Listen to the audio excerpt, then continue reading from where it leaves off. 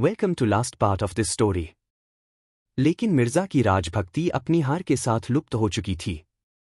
वह हार का बदला चुकाने के लिए अधीर हो रहे थे। शाम हो गई। खंडहर में चमगादड़ों ने चीखना शुरू किया। अबाबीलें आकर अपने अपने घोंसलों में चिमटी।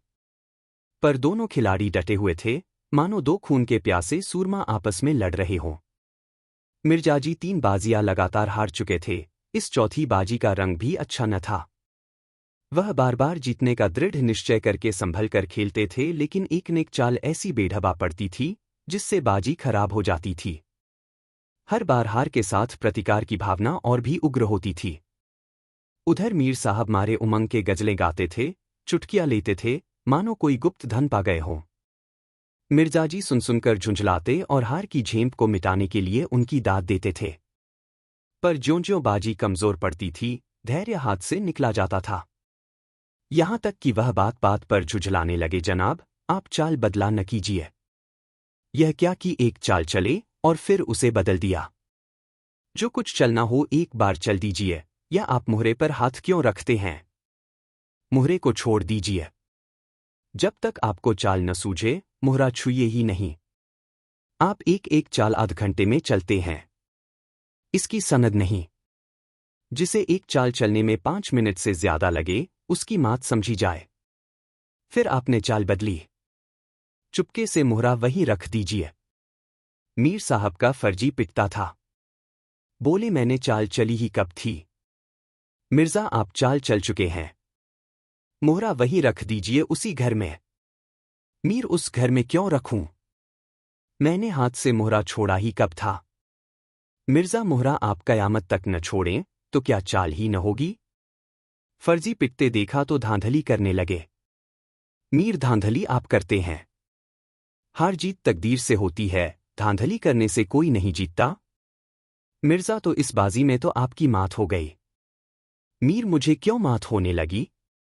मिर्जा तो आप मुहरा उसी घर में रख दीजिए जहां पहले रखा था। मीर वहां क्यों रखूं? नहीं रखता। मिर्जा क्यों न रखिएगा? आपको रखना होगा। तकरार बढ़ने लगी। दोनों अपनी अपनी टेक पर अड़े थे। न यह दबता था न वह। अप्रासंगिक बातें होने लगीं। मिर्जा बोले, किसी ने खानदान में शतरंज खेली होती तब तो इसके कायदे जानते। वे तो हमेशा घास छीला करते, आप शतरंज क्या खेलिएगा? रियासत और ही चीज है। जागीर मिल जाने से ही कोई रईस नहीं हो जाता। मीर क्या? घास आपके अब्बाजान छीलते होंगे। यहां तो पीढ़ियों से शतरंज खेलते चले आ रहे हैं। मिर्जा अजी, जाइए भी, गाजी उद्दीन हैदर के यहां बावर्ची का काम करते करते उम्र गुजर गई, आज रईस बनने चले हैं। रईस बनना कुछ दिल्लगी नहीं है। मीर क्यों अपने बुजुर्गों के मुंह में कालिख लगाते हो? वे ही बावर्ची का काम करते होंगे।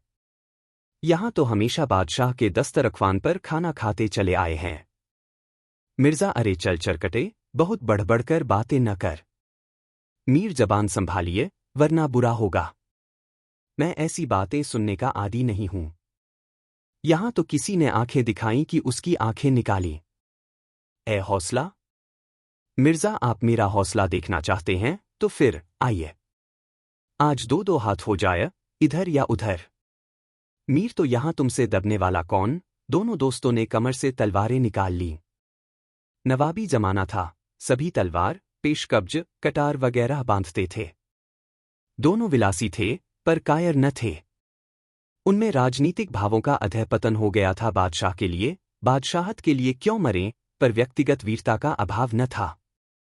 दोनों जख्म खाकर गिरे और दोनों ने वहीं तड़प कर जाने दे दी।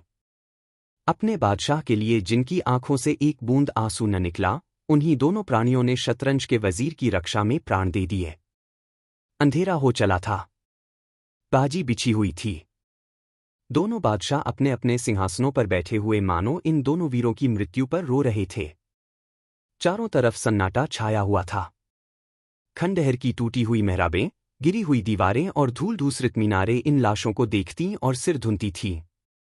आप सभी को ये कहानी सुनने के लिए बहुत बहुत धन्यवाद।